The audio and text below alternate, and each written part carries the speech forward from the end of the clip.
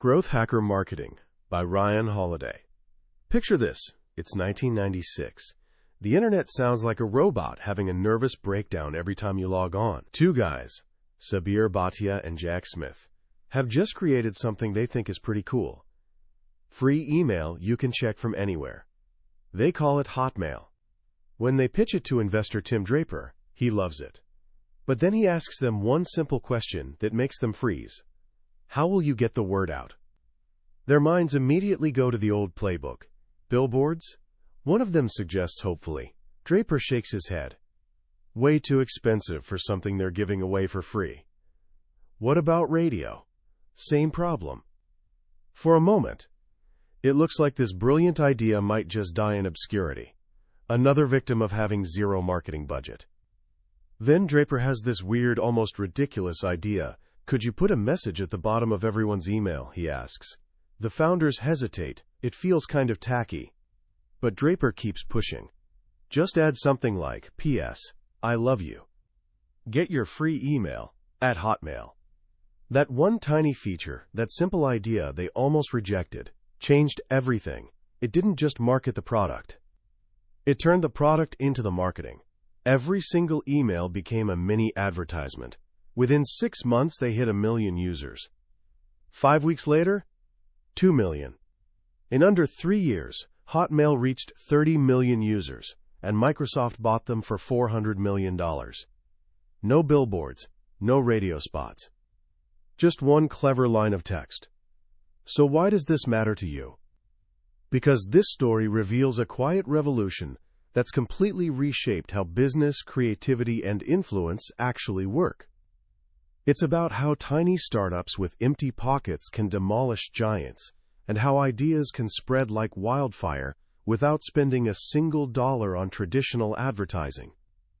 The person who documented this revolution is Ryan Holiday. At just 25, he was director of marketing for American Apparel, a massive global brand. He had the big office, the team, the whole deal. His playbook hadn't changed in 75 years. Buy ads, pitch reporters, throw events. He thought he'd made it. Then one day, he reads this headline that hits him like a punch to the gut. Growth Hacker is the new VP of marketing. He'd never heard the term before, but he quickly realized that a new breed of thinker, part marketer, part coder, part scientist, was making his entire profession obsolete. This book, Growth Hacker Marketing, tells the story of his awakening. Here's my promise. By the time we're done, you won't just understand this mindset. You'll actually be able to use it. Whether you're building an app, launching a YouTube channel, starting a school club, or just trying to get an idea to catch fire, you'll learn the hidden playbook that the fastest growing companies in the world use to explode. This isn't about having more money. It's about being smarter, more creative, and more in tune with what people actually want. Let's dive in. Let's travel back to that office Ryan Holiday described. Picture it. Big desk, stack of magazines to review, ad designs waiting for approval, invoices to sign off on. The work felt important, like something straight out of Mad Men. This was traditional marketing, an industry built on one grand fantasy, the blockbuster launch. You know the drill. Red carpet premiere, massive advertising blitz. The dream that on opening weekend, the entire world will be buzzing about your thing. For decades, this was the only playbook companies knew. They'd spend months, sometimes years, building something in secret. Then they'd toss it to the marketing department and say, okay, now go sell this. And the marketers would burn through millions trying to force the world to pay attention. The problem? It usually didn't work. Most movies bomb. Most products flop. And even when something succeeded, nobody really understood why. Was it the TV commercial, the billboard, the magazine spread? It was all just one massive, expensive gamble. For big movie studios and Fortune 500 companies, that was fine. They could afford a few failures because one big win would cover all the losses. But what about the rest of us? The startup founder with a dream and a maxed-out credit card? The creator who's poured their soul into a project? We don't have 10 backup projects. This is it. We can't afford to gamble. This is the broken system that the first growth hackers looked at and said, there has to be a smarter way. The very first shift in thinking is so profound it changes the entire game. A traditional marketer gets handed a product and told to sell it. A growth hacker looks at that same product and asks, wait, is this actually something people want? The single worst marketing decision you can make is starting with a product nobody needs. Yet for decades, that's exactly what everyone did. The growth hacker mindset begins way before launch day. It starts with something called product market fit. This sounds like corporate jargon, but the idea is beautifully simple. It means creating something that a specific group of people needs so desperately it practically sells itself. It's that perfect harmony between what you've made and the people you made it for. Take Airbnb. Today, it's a global powerhouse where you can rent everything from a tent to a literal castle. But it didn't start that way. In 2007, it was called Air Bed and Breakfast. The founders literally put air mattresses on their San Francisco loft floor and served guests homemade breakfast. Decent idea, but not exactly revolutionary. They could have spent every penny trying to convince the world that sleeping on an air mattress was amazing. But they didn't. They listened, they watched, they changed. They noticed hotels were always fully booked during big design conferences. So they pivoted, positioning their service as a networking alternative for conference attendees. That was better. They had a clearer target. But they sensed they could go further. They listened to feedback and realized people weren't just hunting for cheap crash pads. They wanted unique travel experiences, something more real than a cookie-cutter hotel. So they pivoted again. They dropped the breakfast, shortened the name to Airbnb, and expanded the vision. It wasn't about air mattresses anymore. It was about renting any unique space you could imagine. A private island, a treehouse, a castle. That was the explosive idea. They'd found product market fit. And their best marketing decision wasn't an ad campaign. It was changing their product until it became irresistible. Instagram has a similar origin story. It didn't start as the photo app we all know. It began as a location-based social network called Bourbon. It was complicated, mixing check-ins, plans, and photos all together. It had some dedicated users, but it wasn't taking off. The founders looked at their data and noticed something fascinating. People were ignoring most features, but using one part obsessively: the photo filters. So they made a gutsy call. They threw away almost everything they'd built. They stripped the app down to its most loved feature. Take a photo, add a beautiful filter, share it. They relaunched as Instagram. Within 1 week, they had 100,000 users. 18 months later, Facebook bought them for $1 billion. This is the heart of growth hacker philosophy. Marketing isn't something you slap on after the product is built. Marketing is the process of building the product. The marketer's job is to be in the room with engineers and designers, asking the tough questions. Who exactly are we building this for? What problem are we solving? What do our first users love, and what do they completely ignore? It's about humility. About being willing to trash months of work, because the evidence shows you're heading in the wrong direction. The prize doesn't go to whoever gets to market first. It goes to whoever achieves product market fit first. Because once you get there, all your marketing efforts become like striking a match near gasoline-soaked kindling. The old way? It's like trying to light that match in the pouring rain and praying for a miracle. So let's say you've done the hard work. You've listened, you've changed, you've pivoted, and you've built something a core group of people truly loves. You have product market fit. Now what? The old playbook says it's time for that blockbuster launch, time to get on the front page of the New York Times, time to reach millions of people all at once. The growth hacker resists this fantasy. Instead of a sledgehammer, they use a scalpel. Their goal isn't reaching everyone. It's reaching the right people, those first true fans, as cheaply and effectively as possible. This is the second stage, finding your growth hack. This is about creating that initial spark, that push that gets your engine started, and it almost never looks like traditional marketing. Look at Dropbox. When they started, They had a brilliant file-sharing product, but it was tough to explain. How could they show people its magic? They could have dumped money into ads. Instead, founder Drew Houston made a simple 3-minute demo video. But this wasn't just any video. He knew exactly who his first customers would be. Tech-savvy early adopters hanging out on sites like Dig and Reddit. So he stuffed the video with inside jokes and references. Only that community would catch. He wasn't trying to appeal to everyone's grandmother. He was speaking directly to his tribe. He posted the video on those sites, and it exploded. Overnight, Dropbox's waiting list jumped from 5,000 people to 75,000. That one perfectly targeted video was all the launch they needed. No press release, no TV spot, just capturing the attention of their core audience. And those 75,000 people became the seed that eventually grew into hundreds of millions of users. The key insight: go where your target users already hang out. If you're building something for fashion lovers, you don't buy a Times Square billboard. You find a way to get featured on the top fashion blogs they read religiously. If you're building a tool for gamers, you don't pitch the Wall Street Journal. You connect with influential Twitch streamers. Sometimes the growth hack gets even more clever. It's about piggybacking on someone else's platform. When PayPal was just starting, they didn't try competing head-to-head with Visa and MasterCard. They noticed a booming marketplace where people desperately needed to send money: eBay.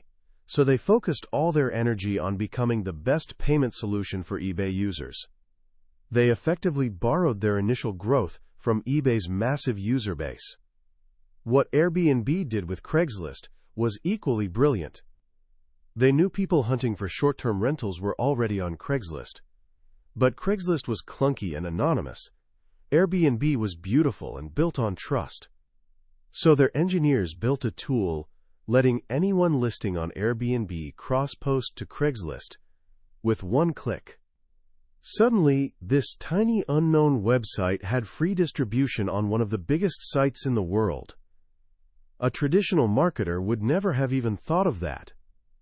It took an engineer, focused on solving the growth problem, to come up with such an elegant solution. This is the art of the growth hack: finding a unique, creative, often technical way to get your product in front of people who'll love it most.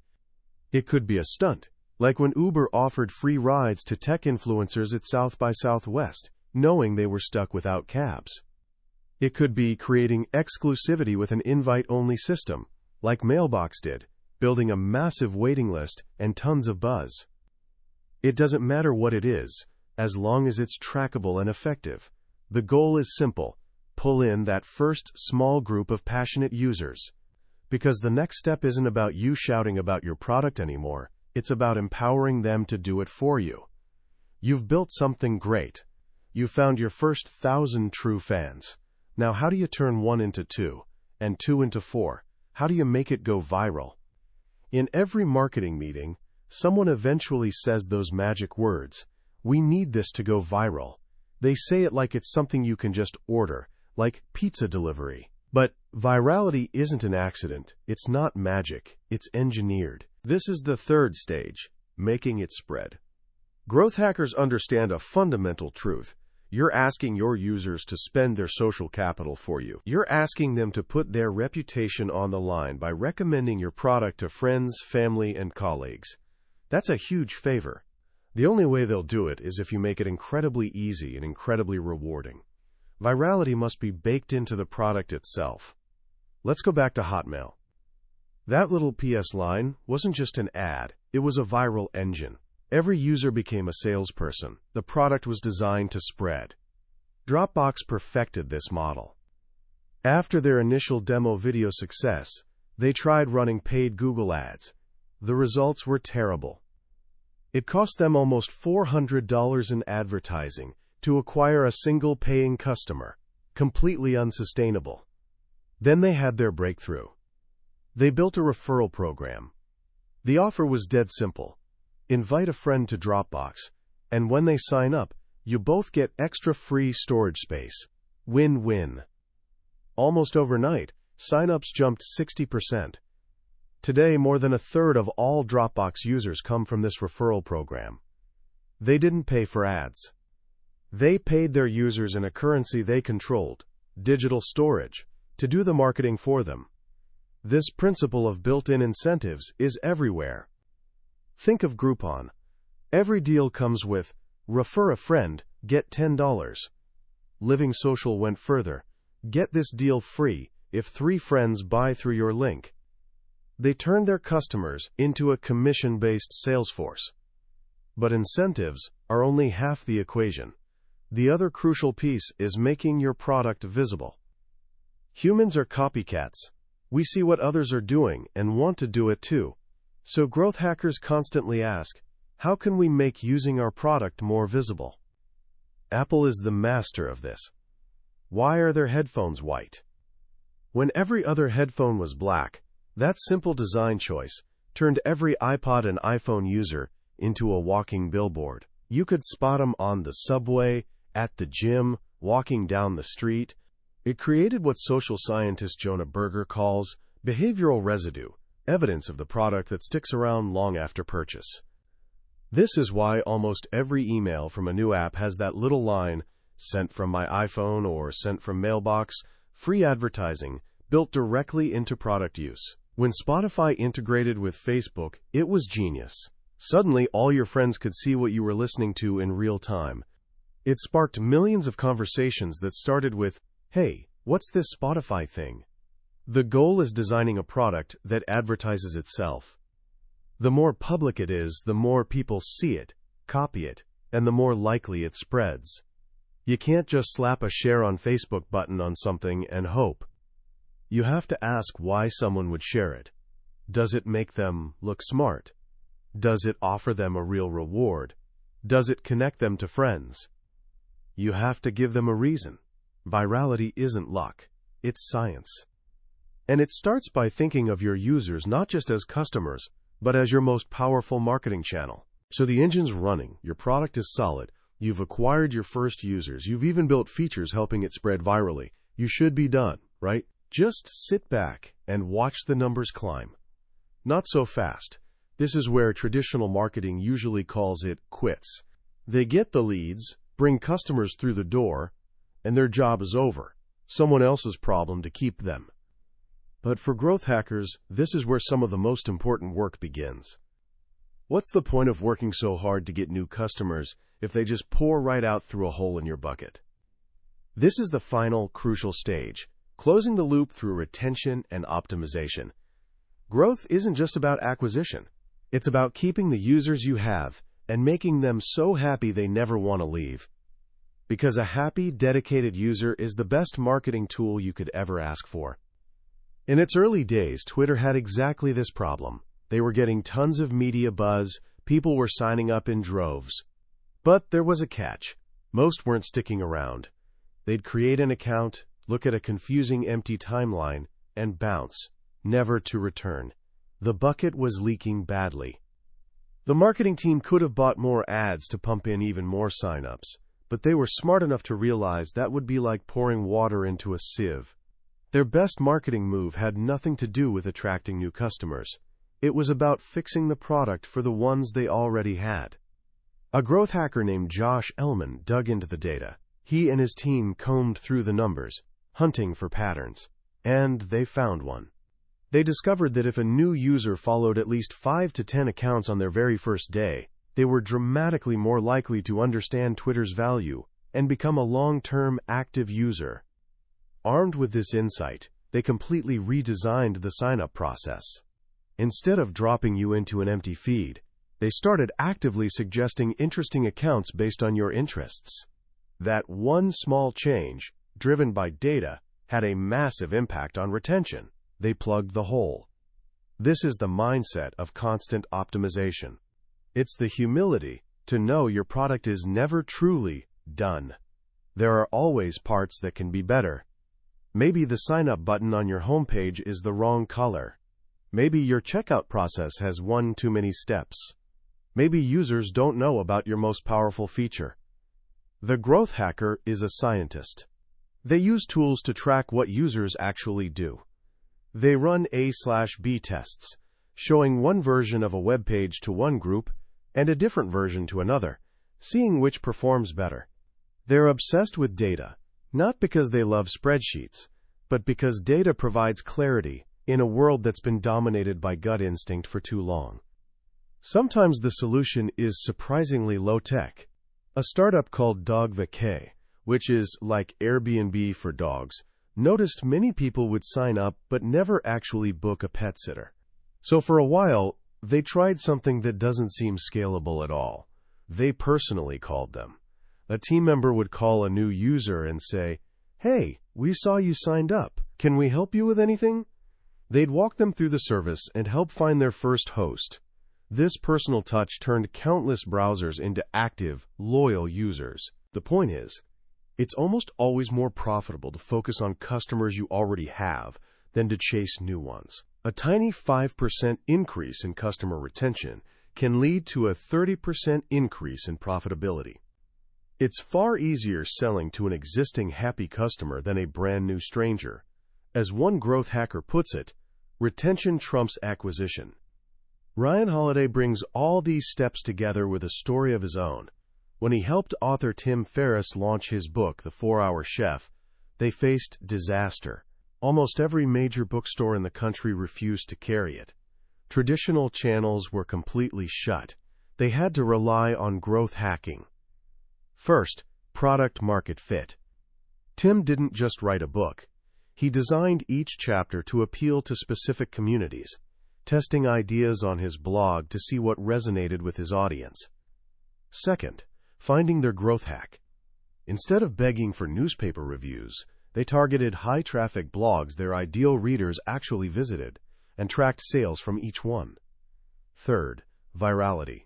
This was their masterstroke. They partnered with BitTorrent, a file-sharing platform with 170 million users. They created a free bundle with over 250 pages of bonus material, videos, interviews, extras, the ultimate try before you buy. 2 million people downloaded that free bundle, driving hundreds of thousands of sales, a viral success no bookstore could have delivered. Finally, optimization. They tracked everything. They knew which blog posts drove sales and which didn't. They knew exactly how effective the BitTorrent campaign was. They weren't guessing. They were learning, ready to apply those lessons to the next launch. That's the full loop. It starts with relentlessly focusing on making something people want. It kicks off with a targeted push to find your first fans. It grows by engineering virality into the product itself. And it sustains itself by obsessively optimizing and retaining every user you earn. It's not a checklist. It's a fluid, continuous cycle. And it's a mindset that's redefining what it means to make an idea spread. So what do we actually take away from all this? When you strip away all the stories and examples, you're left with one powerful central idea. Marketing is no longer a department. It's a mindset that can and should flow through every single part of a business or creative project. For generations, we were taught to think of marketing as the megaphone, the thing you grab at the very end to shout about what you've made. Ryan Holiday shows us that this model isn't just outdated, it's incredibly wasteful. The new model, the growth hacker model, thinks of marketing as the compass, the tool you use from the very beginning to guide you toward building something people will want to share. What I find so liberating about this approach is that it puts power back in the creator's hands. You don't need a massive budget. You don't need fancy PR agency connections. What you need is curiosity, willingness to listen, and courage to test and be wrong. The tools of the internet have made it possible for anyone to track, test, and improve their ideas in ways that were impossible just a generation ago. This isn't just for tech startups in Silicon Valley. If you're an author, you can test chapter ideas on a blog. If you're a musician, you can release a single to a small group of fans and get feedback before producing the whole album. If you're leading a school project, you can survey your classmates to find out what they actually find interesting, rather than just guessing. This is the essence of product market fit, and it applies to everything. So how can you start thinking like a growth hacker today? Here are 3 simple actions you can take. First, find your own product market fit. Before going all in on your next big idea, create what Eric Ries calls a minimum viable product. This could be a simple demo, a single blog post, or a quick sketch. Share it with a small group, not friends and family who'll tell you what you want to hear, but the people you actually want to serve. Ask them 2 simple questions. What did you love? And what was missing? Then be prepared to change your idea based on what they say. Second, find your one true channel. Instead of trying to be everywhere at once, spreading yourself thin across every social platform, do some research. Where does your ideal audience, your first 100 fans, actually hang out online? Is it a specific subreddit? A niche Facebook group? A particular TikTok hashtag? Find that one place and go there to provide value.